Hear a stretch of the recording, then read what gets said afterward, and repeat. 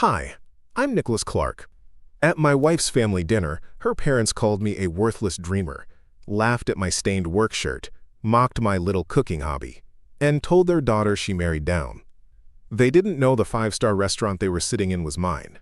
But this isn't just about owning a restaurant. It's about years of being invisible, dismissed, treated like I wasn't good enough to breathe the same air as the Preston family. So let me ask you, have you ever been humiliated by people who claimed to love your spouse only to realize they never bothered to see who you really were? Because that night, they found out, and not everyone left with their pride intact. Before we dive in, what time are you watching this and where from? Drop a comment below. This one cuts deep. Before we jump back in, tell us where you're tuning in from, and if this story touches you, make sure you're subscribed, because tomorrow I've saved something extra special for you. The chandeliers above table 7 cast warm light across white linen and polished silverware. I stood in the kitchen doorway, chef's coat buttoned to my throat, watching them through the small circular window. The Prestons had arrived exactly on time, as they always did. Punctual, polished, and already scanning the room like they owned it. They didn't. I did. But they had no idea. My wife, Amelia, sat between her parents, shoulders slightly hunched, the way she always carried herself around them, like she was trying to take up less space. Her mother, Linda Preston, wore pearls that probably cost more than most people's monthly rent. Her father, Victor Preston, had that boardroom posture, the kind that said he'd spent decades telling people what to think. And me? I was the disappointment. The guy who worked with food instead of finance. The one who wasn't good enough for their daughter. I stepped back from the window and turned to my sous chef, a sharp-eyed woman named Zoe who'd been with me since we opened. "Table 7 gets the full experience tonight," I said quietly. She glanced up from plating a duck confit. "The in-laws?" I nodded. She smirked. "They have no idea, do they?" "Not yet." The dining room hummed with the kind of energy that only comes from a fully booked Saturday night. Conversations layered over soft jazz, the clink of glasses, the occasional burst of laughter. Lumiere was the kind of place people saved up for, the kind of restaurant that required reservations 3 months out. Critics called it a modern masterpiece. Food bloggers posted photos with captions like "worth every penny" and "an experience, not just a meal." But to the Prestons, I was still just Nicholas, the guy who smelled like onions and came home late. I thought back to the last family dinner, 3 weeks ago at their estate in Belmont Heights. Amelia had insisted I come, even though I knew how it would go. It always went the same way. We'd barely sat down before Victor started in. "So Nicholas," he'd said, cutting into his steak with surgical precision. "Still working at that little bistro downtown?" "It's not a bistro," Amelia had said softly. "It's a restaurant." Linda waved her hand dismissively. "Bistro? Restaurant? What's the difference? It's all just cooking, isn't it?" I'd kept my face neutral. "I enjoy it." Victor snorted. "Enjoy it? That's exactly the problem, son. A man doesn't build a legacy on enjoyment. He builds it on results, on measurable success." "Nicholas works very hard," Amelia said, her voice barely above a whisper. "I'm sure he does," Linda replied, sipping her wine. "But hard work without direction is just motion. And from what we've seen, well, there hasn't been much to show for it, has there?" I'd stayed silent through the rest of that dinner, nodded when expected, smiled when required.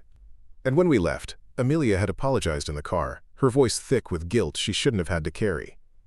"They don't mean it," she'd said. But they did. Now, standing in my kitchen, in my restaurant, I felt something I hadn't allowed myself to feel in a long time. Certainty. Zoe handed me a plate. Seared scallops over cauliflower puree, microgreens arranged like brushstrokes.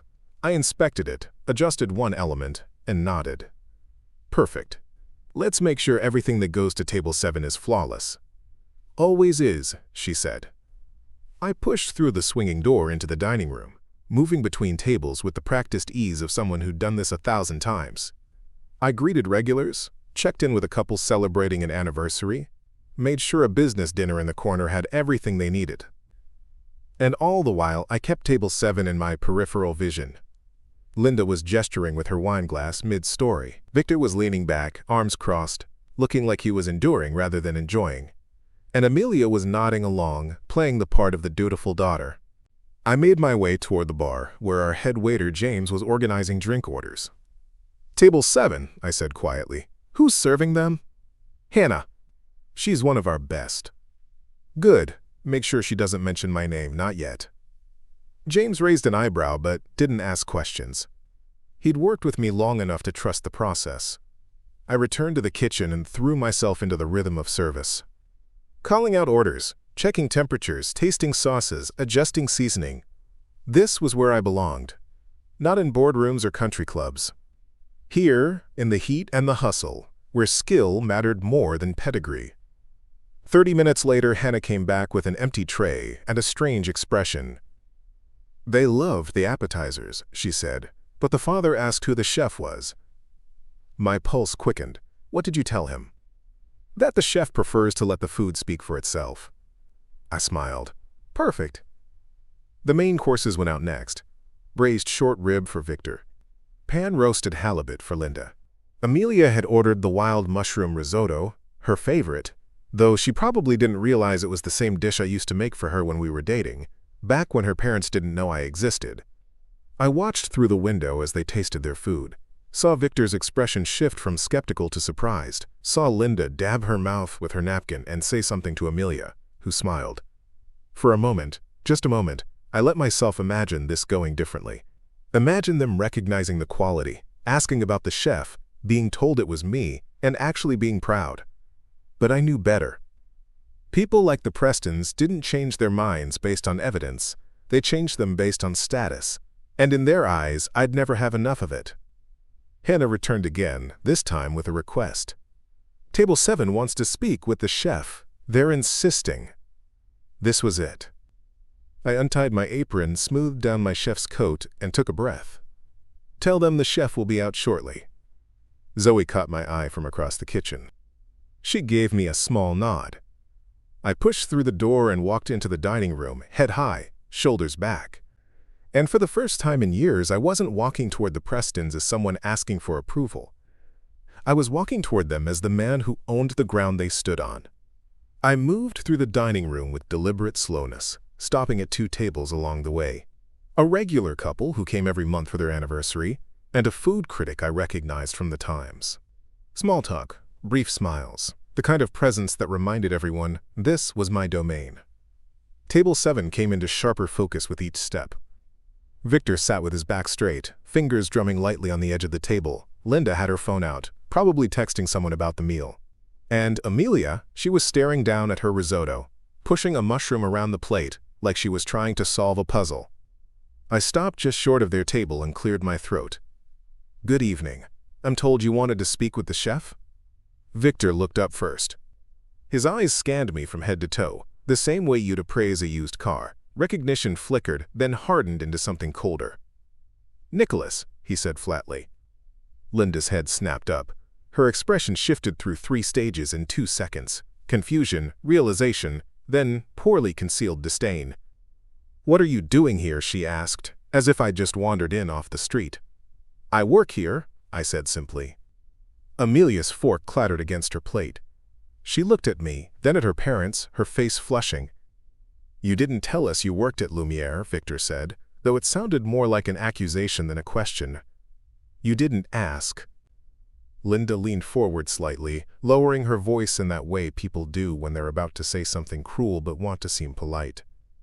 "Well, this is embarrassing. We had no idea you were, a line cook here. Amelia, sweetheart, you should have mentioned it. We could have gone somewhere else." Amelia opened her mouth, but nothing came out. I kept my expression neutral. "I'm not a line cook." "Sous chef, then?" Victor said with a dismissive wave. "Look, no offense, but we come to places like this for a certain standard. We didn't realize we'd be putting you in an awkward position." "There's no awkward position," I said. "You're guests here like anyone else." Linda's lips pressed into a tight line. "Guests, right. Well, I suppose that's one way to look at it." She turned to Amelia. "Sweetheart, I thought you said Nicholas was trying to get his own thing off the ground. This is just employment, isn't it? I mean, working for someone else." Amelia's voice came out small. "Mom, I don't think this is the time." "It's exactly the time," Victor interrupted. He set down his glass with a firm clink. "We've been patient, Nicholas. We really have. But at some point, a man needs to show results. Amelia deserves stability. She deserves someone with ambition." Preparing and narrating this story took us a lot of time, so if you are enjoying it, subscribe to our channel. It means a lot to us. Now back to the story. "I have ambition," I said evenly. "Do you?" Linda's eyebrows arched. "Because from where we're sitting, it looks like you're still playing dress-up in someone else's kitchen." A waiter passed by with a tray of drinks. The couple at the next table glanced over, then quickly looked away. I could feel the attention starting to gather, the way a room shifts when conflict enters it. "This isn't the place," Amelia said, her voice barely audible. Victor ignored her. "You know what the problem is, Nicholas? You lack vision. You're content to be comfortable. And comfortable men don't build anything worth having." I let the silence sit for a moment. Let him think he'd landed the blow. "Is the food to your liking?" I asked. The question caught him off guard. He blinked. "What?" "The food. Are you enjoying it?" Linda scoffed. "It's fine. A bit overpriced for what it is, but fine." "Overpriced," I repeated. "Well, yes," she said, gesturing at the menu. $48 for halibut? It's fish, Nicholas. It swims in the ocean for free." Victor smirked. She has a point. This place charges Manhattan prices for what's essentially dressed-up comfort food. I clasped my hands behind my back, the way I'd learned to do when I needed to keep them from shaking. Not from fear, from restraint. "I appreciate the feedback," I said. "Do you?" Victor leaned back in his chair, sizing me up again. "Because here's some more feedback. You're a smart guy. You've got some skill in the kitchen, clearly. But you're wasting your time working for tips and a paycheck. Amelia told us you've been talking about opening your own place for years. So what's the holdup? Lack of capital? Lack of confidence?" "Dad, please," Amelia whispered. He raised a hand to silence her. "I'm trying to help. If Nicholas wants to be taken seriously, he needs to stop hiding behind someone else's name and build something of his own. Otherwise, he's just another hired hand." Linda nodded along. "Exactly. And frankly, sweetheart," she turned to Amelia, "you can't keep making excuses for him. You're almost 35. If you want a family, if you want any kind of future, you need a partner who can provide that." Amelia's eyes glistened, but she didn't look at me. She just stared down at her plate, silent. I felt the weight of every word, not because they hurt, not anymore, but because they revealed exactly who these people were, and exactly how little they thought of me. "Well," I said, keeping my tone professional, "I won't take up any more of your evening. Please enjoy the rest of your meal." I turned to walk away. "Nicholas," Victor called after me. I stopped but didn't turn around. "For what it's worth," he said, loud enough for nearby tables to hear, "you make a decent plate. Maybe one day you'll make something of yourself." Laughter. Quiet, but unmistakable. I walked back toward the kitchen, my stride steady, my face blank. Behind me, I heard Linda say something to Amelia about tough love and reality checks. When I pushed through the kitchen doors, Zoe was waiting. "You good?" she asked. I nodded. "Yeah, I'm good." "They have no idea, do they?" I smiled, small and cold. "Not yet." "When are you going to tell them?" I glanced at the clock on the wall. "Soon. Let them finish their meal first. Let them think they've won." Zoe handed me a towel. I wiped my hands, slow and deliberate. "They called the food overpriced," I said. She snorted. "They can't afford to eat here twice a month on what they probably make." "They also said I lack vision. People who lack vision never recognize it in others." I looked back through the window. Victor was talking animatedly, probably reliving his little speech. Linda was laughing. Amelia was still silent. And I realized something in that moment. This wasn't about proving them wrong anymore. It was about proving to myself that I didn't need their approval. That I never had. I'd built something real, something they were sitting in, eating from, benefiting from, without even knowing it. And in a few minutes, they'd know. But not because I needed them to. Because they needed to understand that the man they dismissed, the man they mocked, the man they treated like hired help, was the one holding all the power. I took a breath, steadied myself, and checked the clock again. Almost time. Dessert service was always my favorite part of the night. Not because of the food, though our pastry chef could make grown adults cry over a chocolate soufflé. It was the timing. By dessert, guests were relaxed, their guards down, their expectations already exceeded. It was when you could deliver something unexpected and watch it rewrite their entire evening. Tonight would be no different. I nodded to James at the bar. He gave a slight tilt of his head in return, the signal that everything was in place. Table 7 had just received their dessert menus. I watched through the window as Linda scanned it with the same critical eye she'd used on everything else. Victor waved the waiter over, probably to ask some condescending question about portion sizes or ingredient sourcing. Amelia hadn't touched her menu. She sat with her hands in her lap, staring at nothing. I turned to Zoe. "Send out the owner's selection. No menu, no choice. The full presentation." She grinned. "You're really doing this." "I'm really doing this." 3 desserts emerged from the pastry station, each one a small work of art. A deconstructed tiramisu with coffee soil and mascarpone clouds. A vanilla panna cotta with champagne gelée and edible flowers. And Amelia's favorite, though she probably didn't remember telling me years ago, a warm berry compote over brown butter cake with lavender cream. I plated the final touches myself, hands steady, mind clear. Hannah appeared at my side. "They're asking about the bill." "Tell them dessert is complimentary tonight. Owner's welcome." Her eyes widened slightly. "You want me to say that?" "Word for word." She nodded and disappeared back into the dining room. I waited. 30 seconds later, she returned. "The father wants to know who the owner is. Tell him the owner will introduce himself personally, after dessert." I could see the confusion on Victor's face from here, the way his brow furrowed when things didn't go according to a script. Linda looked intrigued, probably assuming some local celebrity or wealthy benefactor was about to grace their table. The desserts went out on pristine white plates, each one placed with quiet precision. I watched Victor take the first bite of his tiramisu. Watched his expression shift from skeptical to pleasantly surprised. Watched him take another bite, slower this time, actually tasting it. Linda made a small sound of approval as she tried the panna cotta. Even Amelia, who'd barely eaten all night, took a careful spoonful of the berry compote and paused. I saw her close her eyes, just for a second. She remembered. I untied my apron and hung it on the hook by the door. Smoothed my chef's coat one last time. This wasn't about theatrics. This was about truth. And truth didn't need rehearsal. I pushed through the kitchen doors and walked into the dining room. The Saturday night crowd was still going strong, laughter at table 3. A champagne toast at table 9. A proposal happening in the corner booth that I'd personally prepared for earlier in the week. This was my world, not inherited. Not handed to me, built. I approached table 7 with measured steps. Victor saw me first. His face tightened, annoyed that the help was back. "I thought we made it clear we were fine," he said curtly.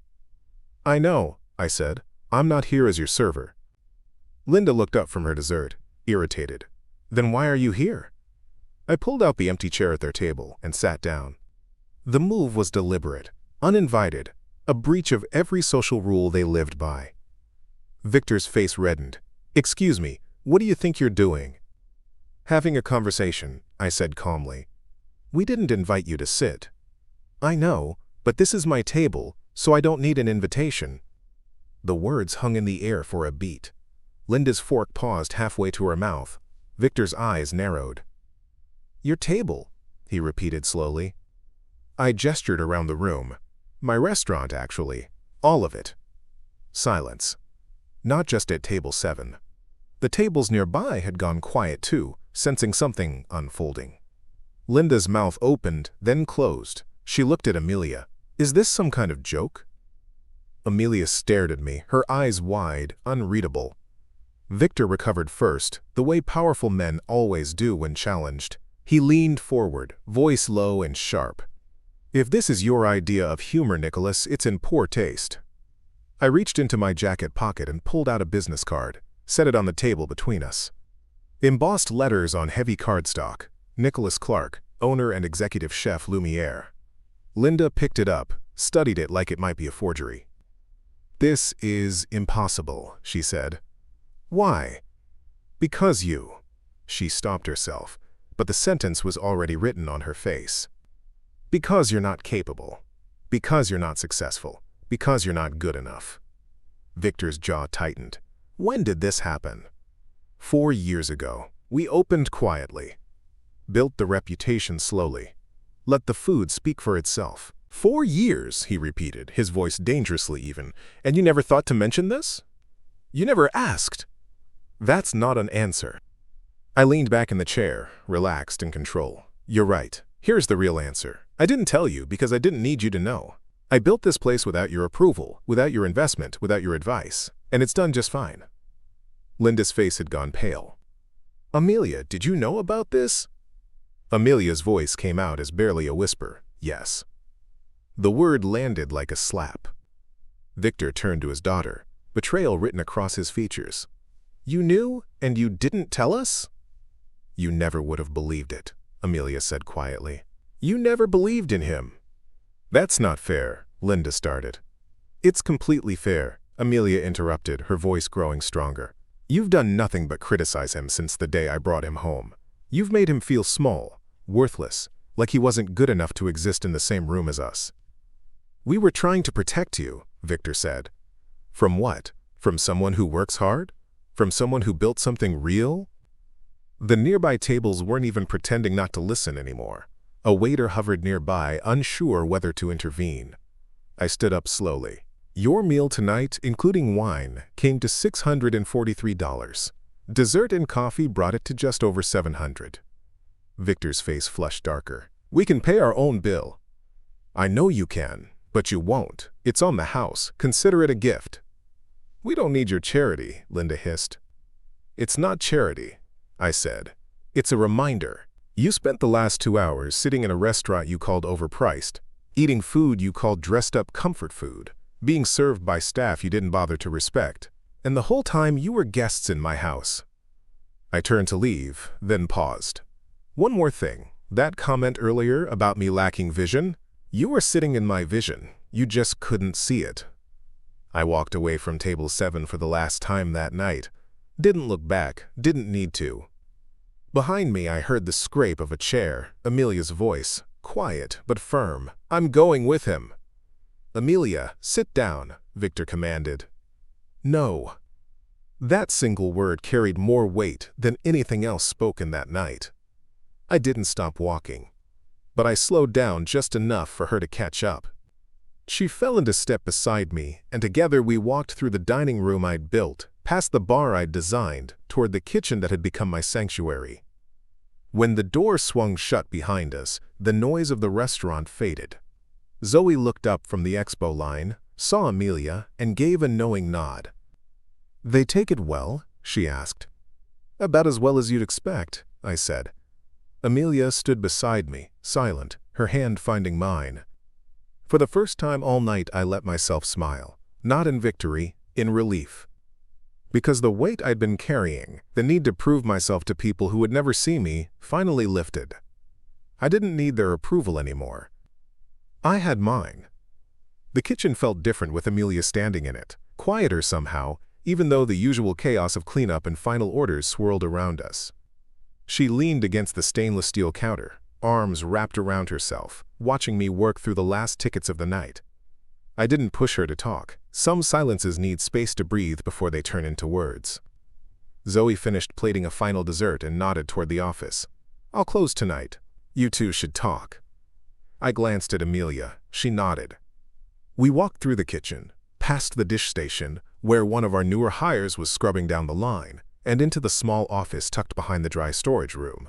It wasn't much, just a desk, 2 chairs and walls covered in permits, supplier contacts, and a corkboard full of reviews we'd earned over the years. Amelia sat down slowly, her eyes scanning the framed articles on the wall. The first review from the local food magazine, the feature in the regional dining guide, the 3-star rating from a critic who notoriously gave out 2 stars like they were gold medals. "I've never been back here," she said quietly. "You never asked." She flinched slightly at that, but didn't argue. "Why didn't you tell them sooner?" I sat down across from her, leaning back in the chair. Because telling them wouldn't have changed anything. They'd already decided who I was. They're my parents. I know. They raised me to value success, achievement, stability. I know that too. She looked at me then, really looked. Then why did you let them think you were failing? I took a breath, measuring my words. I didn't let them think anything. They chose to believe what fit their narrative. And honestly, Amelia, I stopped caring what they thought a long time ago. Her hands twisted in her lap. That's not fair. I defended you. Did you? The question landed harder than I intended. She opened her mouth, closed it, then looked away. You sat there tonight, I continued, keeping my voice level. You listened to your father call me a hired hand. You heard your mother say I lacked ambition. And you stayed silent until I revealed the truth. That's not defending me. That's waiting to see who wins.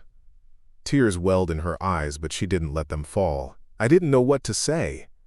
You could have said anything. You could have told them to stop. You could have walked out.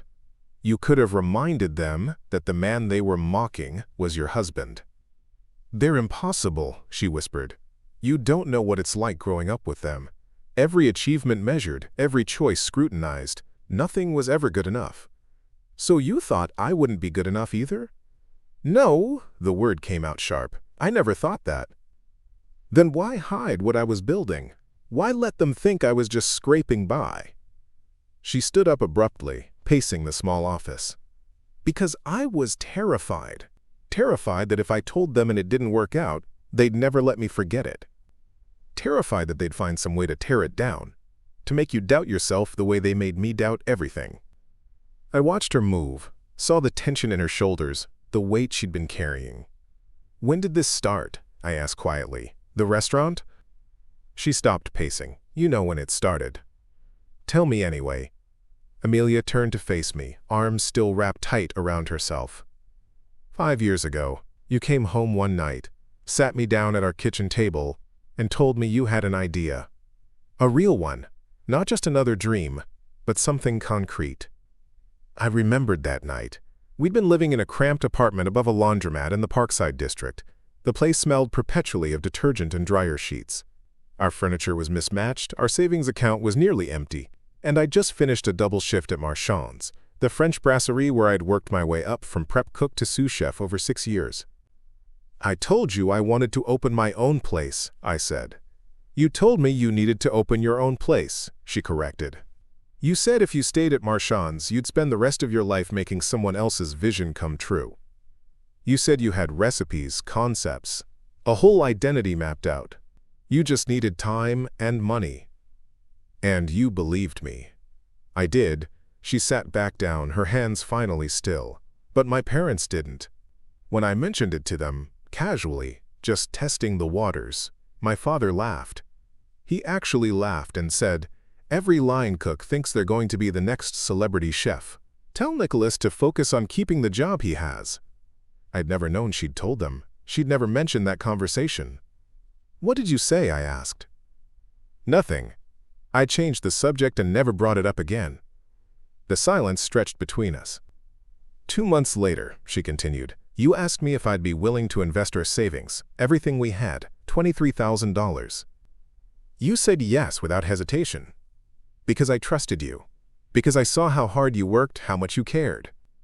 And because I knew if I didn't believe in you, no one else would. That money had been the seed. I'd spent 6 months scouting locations, negotiating with landlords, writing business plans that banks rejected one after another. I'd worked 60-hour weeks at Marchand's while spending every free moment building something that existed only on paper and in my head. You never told them about the investment, I said. How could I? They already thought you were a bad decision. If I'd told them I'd given you our savings, they would have tried to stop me. Or worse, they would have offered to give us money themselves, with strings attached. Conditions, control. I understood that. The Prestons didn't give gifts, they gave leverage. So I kept quiet, Amelia said. And when you finally found this space, when you signed the lease, and started building out the kitchen, I still didn't tell them. I told myself it was because I wanted to surprise them, but really I was protecting myself. From what? From being wrong about you. The honesty of it hit like cold water, not cruel, just raw. I was terrified that it wouldn't work, she admitted. That you'd pour everything into this place and it would fail, and then I'd have to face them and admit that they were right. That I'd chosen poorly. That I'd wasted our future on a dream. I leaned forward, elbows on my knees. And when it did work? When we started getting reservations, good reviews, when the money started coming in, why didn't you tell them then? She was quiet for a long time. When she finally spoke, her voice was barely audible. Because by then, I realized I liked having something that was just ours. Something they couldn't touch or judge or diminish. And I think part of me wanted them to keep underestimating you. Why? Because as long as they thought you were failing, they had no power over you. They couldn't manipulate you, couldn't use you, you were beneath their notice, which meant you were free. I sat back, processing that. But it wasn't fair to you, she said. I see that now. I let you endure their contempt because it was easier than confronting them, and tonight, watching you walk away from their table, I realized something. What? That you didn't need me to defend you. You never did. You were already stronger than all of us. I shook my head. That's not strength. That's survival. What's the difference? Strength is choosing to rise. Survival is having no other choice. She looked at me with something close to wonder. When did you become so certain? I thought about that. About the years of double shifts and denied loans. About the nights I'd laid awake doing math in my head, calculating food costs and labor percentages. About the morning I'd opened the doors to Lumiere for the first time with 6 reservations on the books and a knot of terror in my stomach. I don't know if I ever became certain, I said honestly. I just stopped waiting for permission to exist. Amelia wiped her eyes, finally letting a tear fall. I'm sorry for not standing up for you sooner, for letting them make you feel invisible. You're standing now. Is it too late? I reached across the desk and took her hand. That depends. On what? On whether you're standing for me or standing for yourself. She gripped my hand tighter. Both. I want it to be both. I nodded. Then it's not too late. We sat there in the quiet office, surrounded by the proof of what we'd built together. Not perfect, not without cost, but real, tangible, ours. Outside the office door, I could hear the kitchen winding down, the clatter of final dishes, the hiss of the sanitizer, Zoe calling out goodnight to the closing crew. What happens now? Amelia asked. Now we go home. Tomorrow we do it again. And my parents? I squeezed her hand once, then let go. Your parents will either accept who I am or they won't. But that's their choice to make, not ours to manage. She stood up, smoothing down her dress. They're gonna call, tonight probably, or tomorrow morning. They'll want explanations, apologies. What will you tell them? She met my eyes, and for the first time all night I saw something solid there, something that looked like resolve. The truth, that I chose you, and I'd choose you again. I stood and walked around the desk, pulled her into a hug, feeling her relax against me. For what it's worth, I said quietly, I'd choose you too. We stayed like that for a moment, 2 people who'd spent years building something beautiful while carrying the weight of being unseen. When we finally pulled apart, Amelia glanced around the office one more time. Can I come back here? Not just tonight, but regularly. I want to see what you've built. Really see it.